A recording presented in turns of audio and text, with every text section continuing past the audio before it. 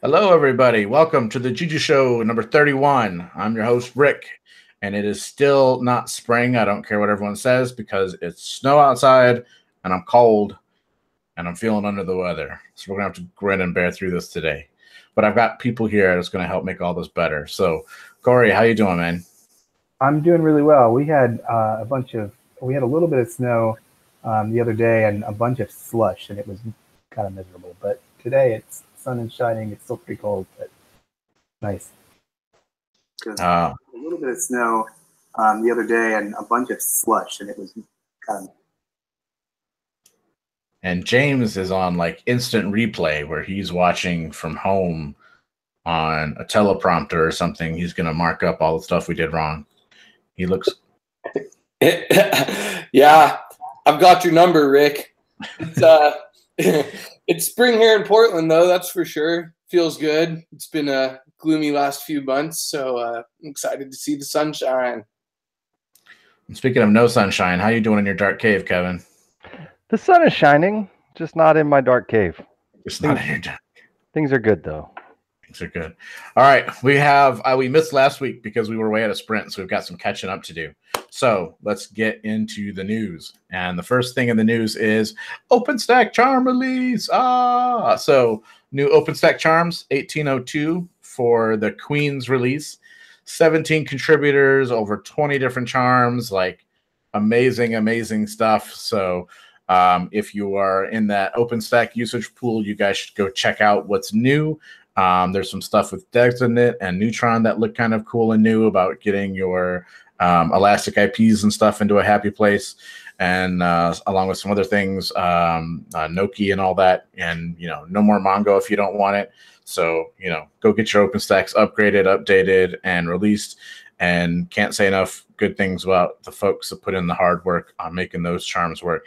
Always blows me away when I can actually like deploy a bundle of OpenStack and have like my own cloud. I feel like, man, if I had then what I had now, I would have superpowers and start businesses and stuff. It'd be really awesome. I don't know.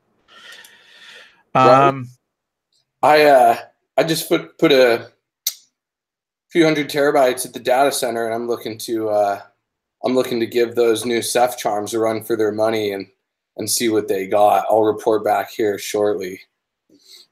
All right. Well, make sure to grab that new stuff and then report back how amazing all of your terabytes are tacking together. Humming along. I've always wanted a large Ceph cluster. I've always only pedaled around with mere terabytes, and now I've got some real hardware coming to me. So it feels good. It feels good nice. Moving forward with this. I always dreamed for a new bike, and Beatty was dreaming for a storage cluster. I feel like we were living different childhoods there, man. Next up, Corey, I wanted to highlight the stuff you were putting out on the mailing list around the changes to some default behavior with the charm command and building charms. You want to cover that? Yeah, sure. So there's long been an option in the basic layer, the sort of bootstrap layer for reactive charms, to if you enabled it, because the default was for it to be off, it would put all of your Python charm dependencies that you list in your wheelhouse.txt into a virtual environment. So that would allow it to isolate your charm dependencies from other charms that might be installed on the system, in particular subordinates. And we've recommended that be turned on for subordinate charms for as long as the option has been available, which is pretty much from the very beginning of, or near the very beginning of the basic layer, but it was always default to false. So, if default is false, then not very many people will use it. So it's occasionally come up that it causes an issue where there's a conflict in, version libraries, say, charm helpers or the reactive framework between a subordinate and the principal. And it can cause unpredictable behavior. So we went ahead and made the decision to flip it to true. We also added some additional logic in there to try to ease that transition. I mean, in general, it should be, it would be fairly transparent to charms regardless, but the key area where it's different is from the command line. you have to make sure that you activate the virtual environment before running any command line tools or Python programs that will depend on the virtual environment. So we made a charm env wrapper that will figure out the right virtual environment to activate based on the Juju context variables and set that up for you. So you can just invoke your command line tool with charm-env prefixing on your commands, and it will activate the right thing. And for the common tools for charm helpers and charms reactive, we put that in place automatically. You can use it as the shebang line for your actions or other files that you want to make sure get the virtual environment activated. You can use it from Juju run if you need to if you're trying to debug a charm, you need to one-off run a script that has dependencies in your Python environment. You just do charm-env space and then whatever command normally was, and it'll just do the right thing. Cool. Thanks for putting in the work to help smooth that out as much as possible. Whenever you change a default value, it's always a little bit like, uh-oh, how many things are we going to break out there? But this is really awesome because, as all this matures, you have kind of charms which don't get touched as much, which means that they're running, potentially older dependencies or older scripts and stuff inside those charms, and then you get new stuff. And if they counteract each other, you end up with, oh no, it's broken. What do I do? So this is good stuff for having kind of encapsulated, safer operations by default. Because I'm going to show you a bunch of cool reasons why subordinate charms are awesome. And so it's kind of like, you could also have this if you Hulk smash two charms together on the same machine. We always say don't do that because it's unpredictable, like the Hulk is unpredictable, although he's usually kind of a good guy. But anyway, you would have the same kind of issues, although subordinates are kind of meant to be smashed together, cause some of this fun. But so we'll get to that in a minute. But cool, thanks, Corey. Everyone, go keep an eye on your charms. Check them out. Make sure they work with the new behavior. Make sure that your action scripts are updated with the right shebangs, and any automated scripts and things you have that touch Python tools your charm installs, make sure that those are all hunky-dory. Just kind of, this is the giant case of warning, spoiler alert, go get out there. Corey, are you going to make a release here soon, or has that already been cut? That has already been cut. It's in the layer basics, so whenever a charm is rebuilt, it will pick that up automatically. If you do run into issues with this change, which I expect the issues to be very, very minimal, we had a fair bit of testing around that as well.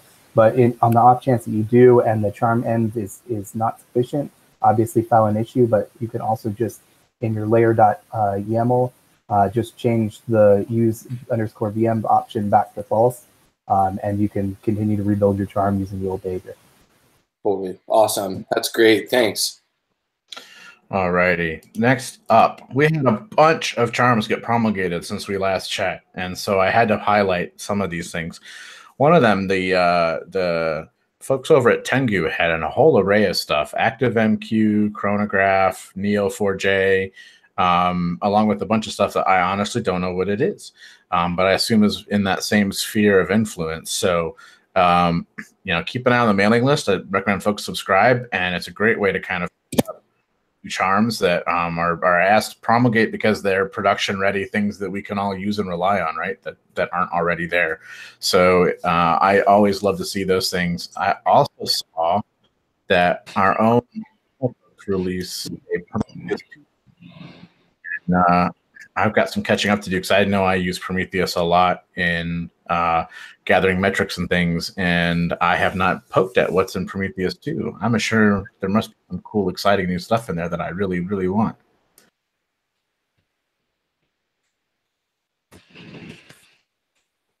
All right. And that leads us to our main topic. And our main topic is to highlight some of the awesome charm stuff going out there. The other charms that were asked to promulgate was the Tengu folks, Merlin and company, had updated their SSL Termination Proxy. And I've shown you guys this charm before. Here, let me get my little screen share going. I've shared this before because I love how this charm is kind of like the perfect representation of relations.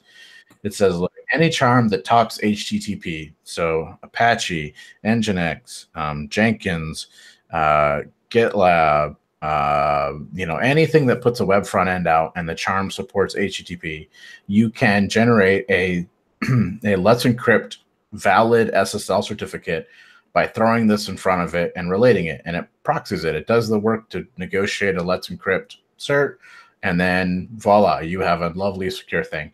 Well, they changed it. They added a subordinate support, because the one downfall it had was if you had 5 website type applications you wanted to get certs for, you had to have 5 of these termination proxies, which they're a proxy that take a machine up, and that wasn't good. So now what they did is they actually expanded, because it still supports doing it one-to-one, but they added the ability to throw a subordinate in. And so what I want to talk about is kind of what a subordinate charm is and does. And we haven't really talked a lot about that in the past, but they're really useful for things where you want to amend an existing charm kind of in a way, right? Where you have a basic charm that goes out, you have an instance, you install software and it runs software on it. That's great. Now you throw a subordinate on and it tweaks that system. If you just Juju deploy any subordinate charm, no machines actually come up. I'm gonna mute there, BD, getting a little feedback. All right. And because they're only there to amend things that are out there, they don't actually run themselves on their own machines. And they kind of extend and add functionality. Really common use cases are, I want to stick Nagios monitoring on all my machines that are out there, or we use a lot of landscape where we handle all of our apt updates and stuff. So the landscape sits on all the machines. Doesn't matter what charm is out there. You can stick a landscape subordinate on it, and voila, you have managed machines, which is awesome. So in this case, this actually lets you have 3, 4, 5 different web services, and then to generate valid SSL certs for each of them. So to show this off, I threw together, I have a Jenkins, a GitLab, and a Grafana. So those are 3 machines. Then I've got my proxy up here. And on each subordinate, you configure, hey, what's the DNS name for this? And so this one's jenkins.jujudemo.com. This one is, wrong charm. This one is gitlab.jujudemo.com. And of course, as you probably guessed, this one's grafana.jujudemo.com.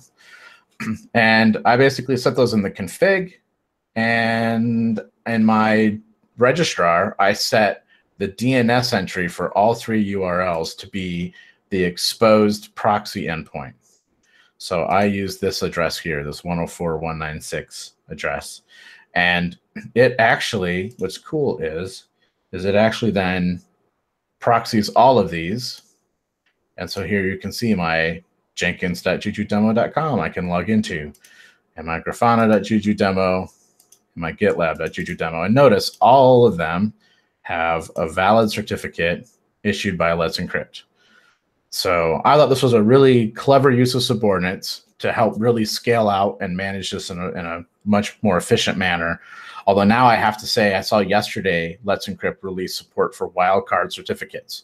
And so now I really want to file a bug on the charm to say, hey, well, you should just support a wildcard and let me relate to it. And then they'd all, I can define whatever I want and it would all work. Yeah, Corey brings up a really good point here in the chat. And there's an existing feature request in Juju for config on a relation. The idea being that if I relate, where's my thing here? If I relate this Let's Encrypt to this Jenkins, I mean, the only config I really need here is what's this URL, right? And being able to say relate this and here's the URL to pass, to make them both agree upon. That's totally legitimate, and it's probably a smoother path. It's a feature that we've got in the hopper, but using the subordinate is honestly it's a way around it for now, and it's useful to kind of have that tool in your toolbox, so that you don't end up running. Otherwise, I'd have had 3 proxy machines in front of each of these, and the number of machines I need in the VMs goes way up.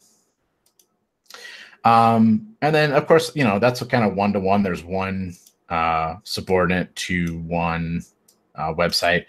Another use case, like I mentioned, is like Telegraph. Telegraph will monitor machines and send statistics off to Prometheus or other backends, InfluxDB or whatnot. So you could easily see here, I've got 3 Ubuntu just test hosts, and I've got a production host, and I've got this one configured subordinate that they all feed data to. So I don't, again, they install Telegraph onto each and every machine it's related to in this case, including across applications. So I can reduce the number of kind of overhead in my model by using a subordinate to kind of tack onto or append to things that are already out there in the model. I don't know. What's your guys' favorite use for subordinates? You guys have any cool, really uses that you all love to use? This one now. Which one's this one? The TLS let's encrypt subordinate.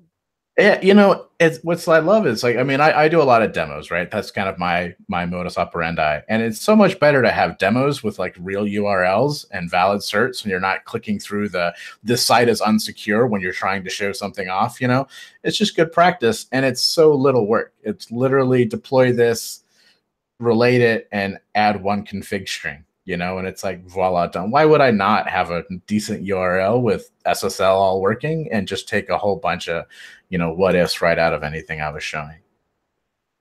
I just wanted to comment on my sidebar comment earlier.